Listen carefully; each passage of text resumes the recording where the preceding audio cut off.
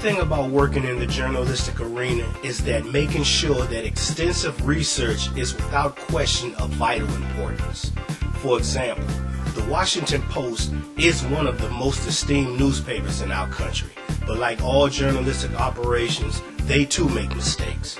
Recently, they wrote a piece about the rap group Public Enemy, in which they had incorrectly written that Public Enemy said that 9/11 was a joke, referencing to the terrorist attacks of 9/11-2001. However, the song they were referring to was actually Public Enemy's 911 is a Joke, which came out in 1990 and referred to the 9/11 emergency phone number service. However, like the professionals that they are, the Washington Post did write a retraction. And speaking of retractions, Justin Timberlake apparently has regrets over his treatment of Janet Jackson in the wake of their 2004 Super Bowl debacle.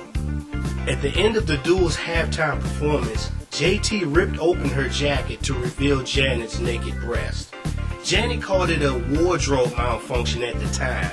Nevertheless, the brief flash was seen by an estimated 140 million viewers of the CBS event. Timberlake said at the time he had no idea that Jackson was topless and quickly and swiftly distanced himself from it. Nearly 6 years later, the 28-year-old tells Entertainment Weekly that he regrets the way that he handled this situation.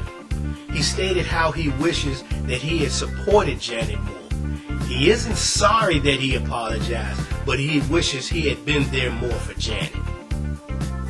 And finally, Billboard.com reports that R&B funk legend Sly Stone has signed with Los Angeles-based Cleopatra Records. The former Steiner family Stone frontman is said to be working on an album for release in early summer 2010, which will be featuring original material as well as re-recorded versions of his greatest hits.